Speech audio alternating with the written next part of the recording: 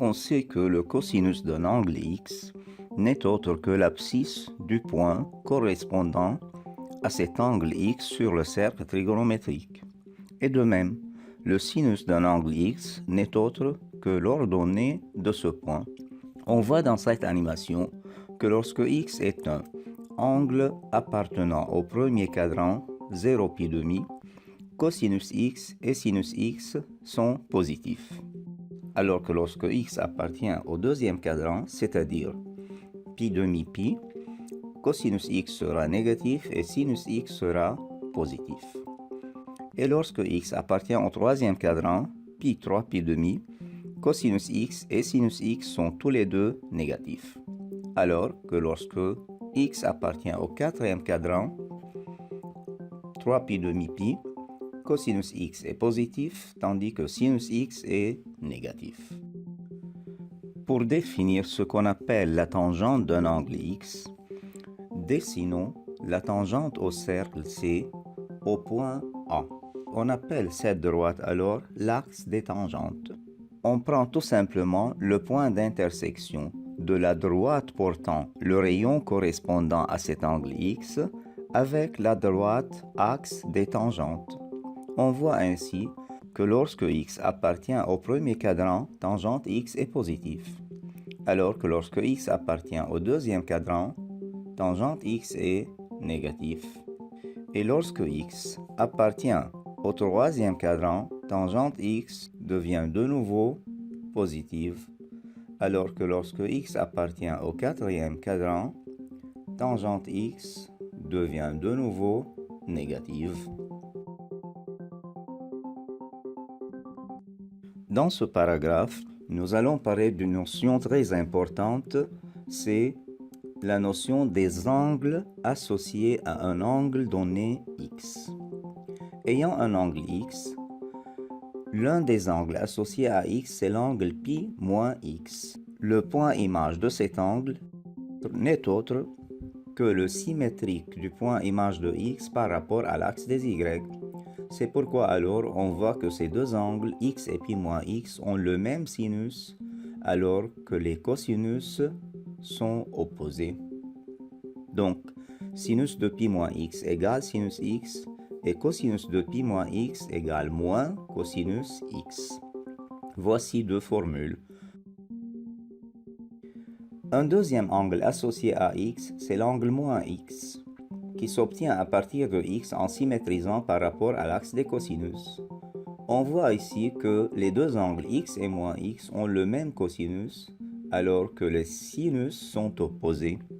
Donc, on conclut deux formules que cosinus de moins x égale cosinus x d'une part, et que sinus de moins x égale moins sinus x. Un troisième angle associé à x est l'angle pi plus x.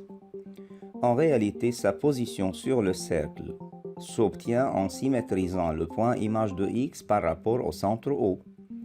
Donc, on voit dans cette animation que le cosinus de pi plus x égale moins cosinus x, c'est l'opposé de cosinus x, et le sinus de pi plus x égale aussi moins sinus x. Donc les cosinus sont opposés ainsi que les sinus. Un quatrième genre d'angle associé à un angle x, c'est l'angle pi demi moins x. Voici le x et voici la position de pi demi moins x. On a parcouru un arc de pi demi, puis on a fait dans le sens contraire un parcours angulaire de mesure x. Alors, on voit dans cette animation que le sinus de pi demi plus x est égal à cosinus x toujours. Ceci peut être établi facilement d'après l'égalité des deux triangles correspondants. Par suite, sinus de pi demi moins x égale cosinus x. Alors que, dans cette deuxième animation, on voit que le cosinus de pi demi moins x est égal à sinus x. Par suite, la transformation de x en pi demi moins x inverse les sinus et les cosinus, c'est-à-dire le sinus de l'un sera égal au cosinus de l'autre. Un cinquième angle qui peut être nommé angle associé à x, c'est l'angle pi demi plus x. On voit alors dans cette animation que le cosinus de pi demi plus x est égal à moins sinus x et que le sinus de pi demi plus x est égal à cosinus x. Par suite, on a vu ainsi 5 angles qui peuvent être nommés angles associés à un angle x.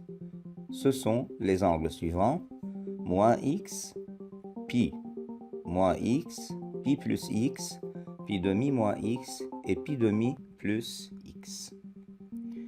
Pourquoi on les a appelés angles associés à x? Parce que comme on a vu, leur ligne trigonométrique, le sinus, le cosinus, etc., et même la tangente, la cotangente, seront obtenus à partir des lignes trigonométriques de x.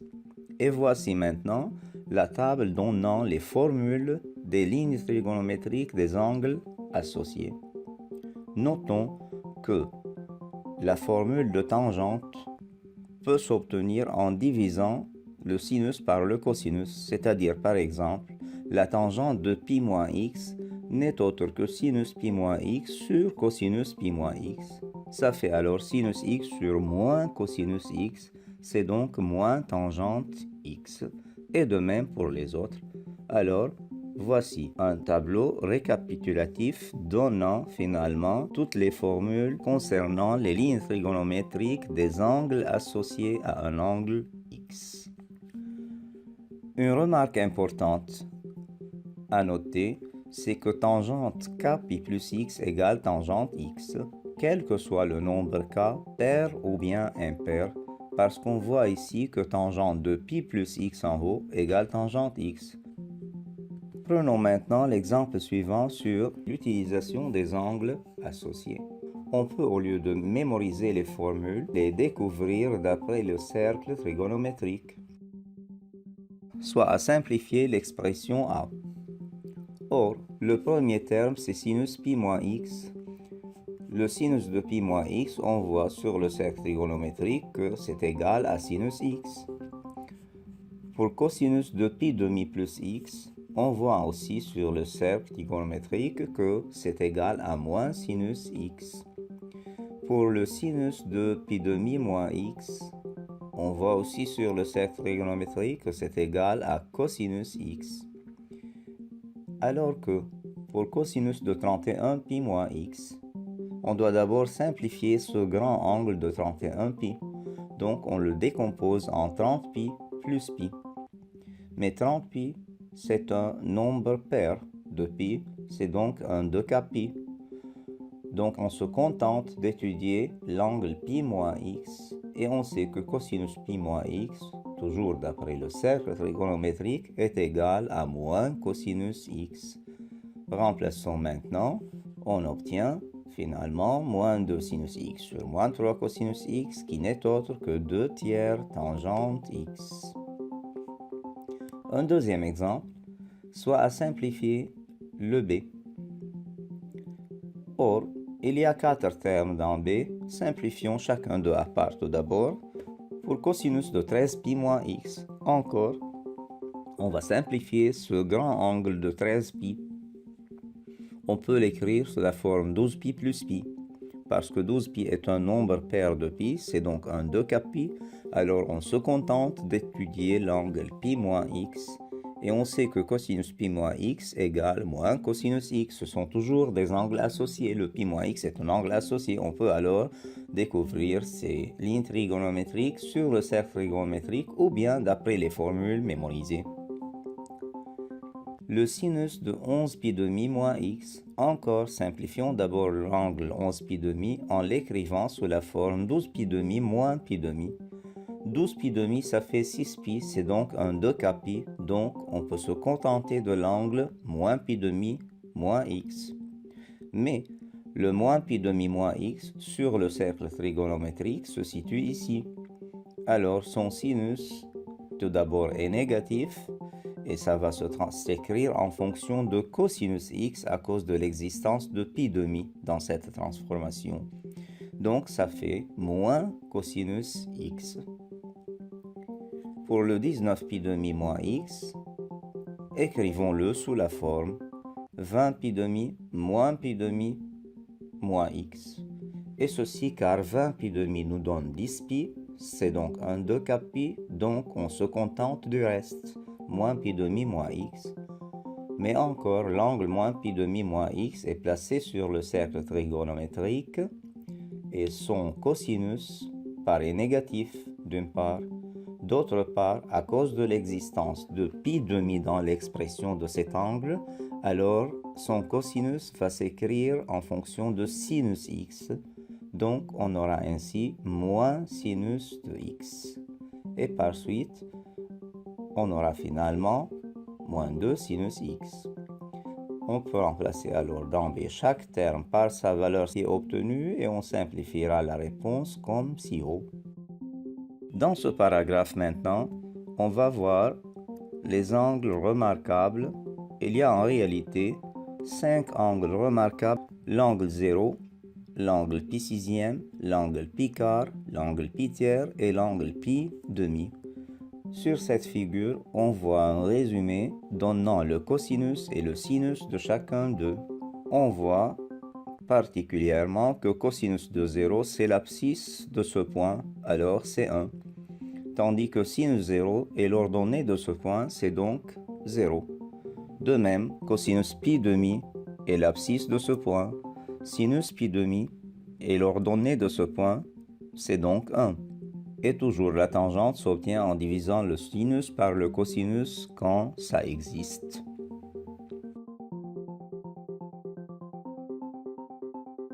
Dans ce paragraphe, on va parler encore d'une notion importante. On appelle angle associé à un angle remarquable tout angle de la forme k pi demi, k pi tiers, k pi quart et k pi sixième. Prenons l'application suivante. Soit à calculer cosinus de 17 pi sixième. C'est un angle de la forme k pi sixième, alors il peut être associé à un angle remarquable. Voyons comment.